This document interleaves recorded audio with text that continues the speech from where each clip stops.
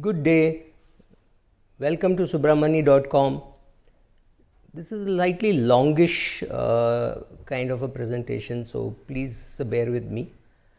The title is Do Not Delay Your Investments. I mean, we have spent hours talking about compounding. If you take my own videos, I would have spent a lot of time talking about the power of compounding and the power of starting early. So today I'm going to give you examples on what happens if you don't start early or the advantages of starting early. Secondly, when it comes to saving and investing, people are obsessed with the returns that they get. मुझे कितना मिलेगा? Will I get 12%? Will I get 18%? And none of us really have an answer. Not me, not the Prime Minister, not the Finance Minister. None of us really have an answer to that question. Exactly कितना मिलेगा? Especially in equity. Even in debt funds, we can't be very sure. We can be very sure only in things like PPF, which again is reset every year. So even there, we can only tell you next quarter what is fixed. So if you make a 5-year fixed deposit in a bank, you know how much you will get. But over long periods of time, 30, 40 years, so it's very difficult for us to know how much you are going to get. So in things like National Savings Certificate, PPF, etc., we can say, okay, you will get 7% here or there, but yeah, it could also go down over a longish period of time. But in the National Savings Certificate, at least it is fixed. When you buy the next 6 years, you know how much you're going to get, or next 8 years, you know how much you're going to get. And it is always true that the better the return that you get, the greater the corpus you will have. There is absolutely no doubt. Obviously, a 10% return is better than an 8% return, and a 12% return is better than a 10% return. So these two factors will definitely have an impact on your return, but far more important is how much money you put and how long do you keep it there, right? So some of the questions which I receive about investments, especially from younger people, are like this. Hi, I'm 22 years of age and I have about 40 years to go, and I intend to accumulate about 5 crores at the end of 40 years. So how much should I be setting aside? Okay, that's a good question, because I'm very happy that a person who started at the age of say 20, 22 is asking for a 40-year period, because 40 years is a long time. So 40 years, assuming she gets the returns of 12%, believe me, that's high. But currently it looks like it is going to happen. Over the next 4-5 years, we might change our answer. So assuming that she gets 12% over such a long period of time, and she wants to reach a figure of say 5 crores, then all she has to do is do an SIP of 3,980 rupees, slightly a tad under 4,000 rupees is what she has to invest. By the way, I've done this as a post on my blog subramani.com, and I will give you a link below this thing. So don't worry too much about the numbers. You can look at the numbers on my blog, right? Now this is the advantage of starting at a young age of 22. Then at the age of 62 she will have 40 crores, but everybody may not start then, right? So What if I start about 10 years later? yeah, so this is the other question, is what happens if she starts at 32 instead of starting at 22? What happens? Okay, again, assuming the 12% return, she will now have to save a little more difficult 14,000 per month. You see what is happening? We have taken only 25% off, like 40, 25% off is 10 years, so it will become 30 years. But the amount goes 300%, right? So 4,000 becomes 14,000, right? That is what happens. That is the power of compounding. More than 3 times the monthly amount for just taking off 25%, right? And it is not 14,000, not exactly a breeze. 3,980 was a breeze, but 14,000 may not really be a breeze. So that's the thing, but the answer is 14,000. What if I did fancy getting a higher investment return, which will surely get me to 5 crores in over 20 years? There she's getting a little more ambitious. Well, she could put 14,000 per month to reach 5 crores in 20 years. Not very difficult. She has to get an impossible 21% per annum. Now you can play with all these numbers, right? You can play with how much you will invest, you can play with how long you will invest, and you can play with R, how much returns you're expecting. The number which we definitely do not know is R. We have no clue how much we will get, so you can make any assumption that you want.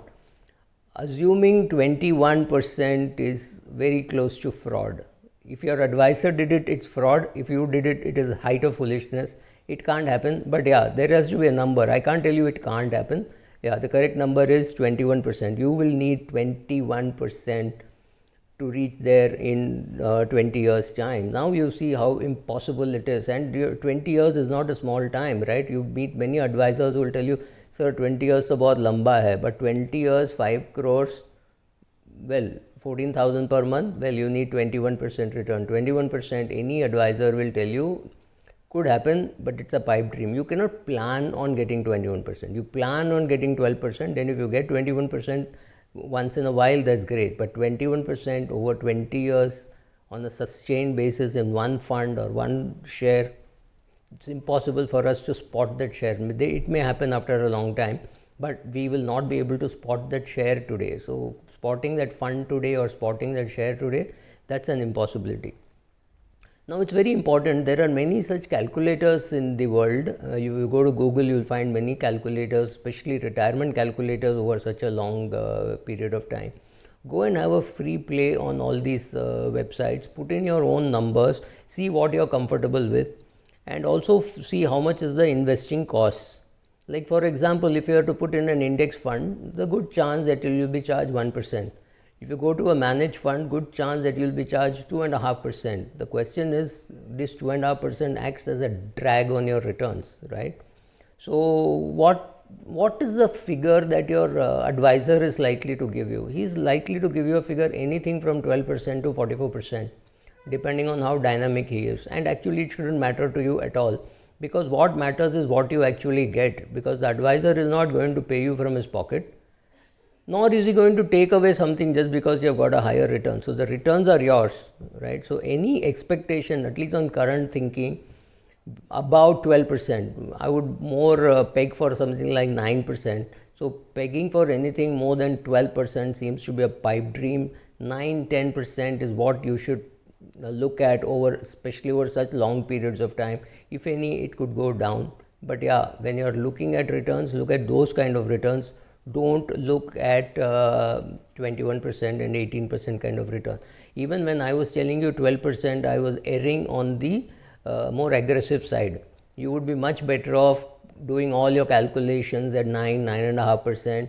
If you get 12%, great, but it doesn't mean anything, right? So don't assume such high numbers, because let us assume that even to cobble 4 lakhs in a gilt fund, or in a debt fund with a very poor return and post tax, you will need to put about 1100 per month over 30 years to accumulate just 4 lakhs, and we are talking of 5 crores, right? That's the difference that R makes. However, R cannot be zero, so we have to make some assumption, and you have to also provide for your inflation, taxation, costs of fund management, etc. So if you take all that away from a debt fund, you require a huge amount to reach that figure, right? So plug in everything, you will know what kind of return you will get, and going forward what will happen and things like that. It is important to know that these calculations are more like fun. It only tells you what to do given certain assumptions. These assumptions can go completely wrong, and they're at best guesses. Over the next 3-4 years, you know what will happen. Over the next 30-40 years, there's no way of knowing. However, you're going to be part of the journey, so you keep looking out and seeing, have I reached the regular stations? For example, if I'm going from Mumbai to Delhi, am I seeing Vapi? Am I seeing Surat? Am I seeing Baroda? Am I on the right track? That is what these numbers tell you. You say, okay, I was expecting 12, I got 9. Okay, I was expecting 12, I got 13, I got 11. Because no year you may get 12, but you may get an average of 12, right? That's what we are looking at.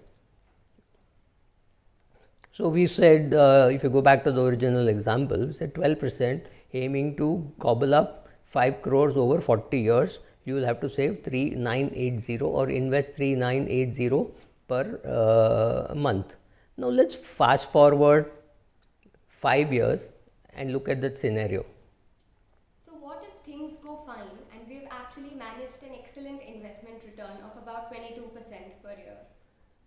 Okay, what would have happened is if you got 22%, you would have got a pot of investments worth 4.5 lakhs, right? Remember, our original goal is 5 crores. We have got 4.5 lakhs, which is good because two things have happened. One, you have been very diligent, and 5 years you have made your payment regularly, right? That's a big thing because people say, oh, I'll pay next month, I'll pay this month, my brother is getting married, my sister is getting married, or some nonsense like that. So the fact that last 60 months you have not skipped a single installment is great. Look at that as an achievement. Don't look at the 22% as an achievement. That's not your doing. That's what the market did, right? So let us also assume there was 6% inflation, but plugging in the numbers, you realize that you have to you got 4.5 lakhs now. So you have to now start. You remember the original amount we started with was 3980.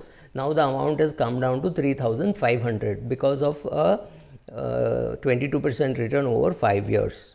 So, well, you save 480 rupees at a time when your income has actually gone up, right? Over 5 years, your salary would have doubled the age at which you are.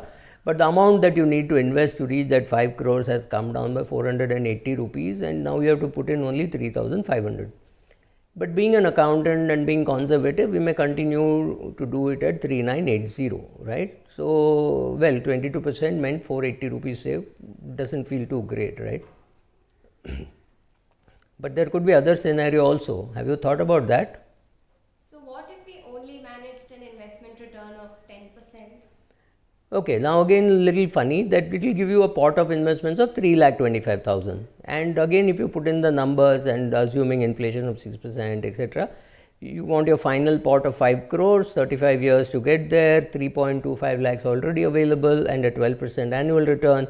You find that you will need to put up 4,800. Again, not really too much, right? 4,800, 3,980 to 4,800 at a time when your salary has gone up, your salary has doubled. So it's not really too much of a drain. It has gone up by not even 1,000 rupees, just by 820 rupees. And so I don't think it's too much of a problem. It's not really a breeze, but yeah, 820 rupees is not really much considering that your salary has already doubled. So, should you increase the investment? The answer is an absolute yes. In the earlier example, should you have reduced the investment? The answer is no. But here, do you have to increase? Absolutely yes. You have to increase. You have to go from 3980 to 4800. You want to round up, you round off. You can do a 5,000 rupee SIP. Either way, please remember it is better than doing nothing. The gap between 22 and 10 is not small, right? It is 12%. 12% is huge. But the impact is subdued because the N was very small. We are talking of only 5 years of a lower return or 5 years of a higher return, far higher return, right? 10% and minus 2%. So 10% is a big jump. Instead of 12, you got 22, but it is not really having too much of an effect because it is a shorter period. Over a longer period, yes, it would have created an impact. So we will keep checking, and by repeating the sums on a regular basis, we will put in the numbers and see regularly what is to be done. And anyway, you will find that if you had done nothing, well, you did 3980, then it came down to 3,500. If the fund had not done well, it would have gone to 4,800. Now, what would have happened if you had not done anything at all? Well, in 5 years' time, the time loss is 5 years, and the amount required to be saved is 7650. Let me repeat, 7650. Instead of that, because you started and you got just 10% return, it's just coming to 4,800, right? Even the higher number, in spite of the fact that you got 10% and not 22%. Of course, if you had got 22%, you would have done even better, but even then, not having got a good return or getting a return less than expected, your amount has not gone up so much. Whereas if you had done nothing, you would have had a 7650 kind of a requirement, and we already saw what was the requirement. If you had delayed by another 5 years, it would have been 14,000, right? That is the delay. So the earlier you start, and the fact that you do not interrupt it at all. Remember, when you start your life, you don't really have too much of expenses or liabilities. You're staying with your parents, they're paying for the food, they're paying for perhaps for your entertainment also. So really not much of expenses, which means you can save or invest almost all your money, right? As you grow older or you shift to a different city and you start paying rent and for food, etc., obviously you'll do less. So the day you start your job, if you do a bigger SIP, these numbers are small. You could do 40,000 rupees instead of 4,000, whatever be your salary.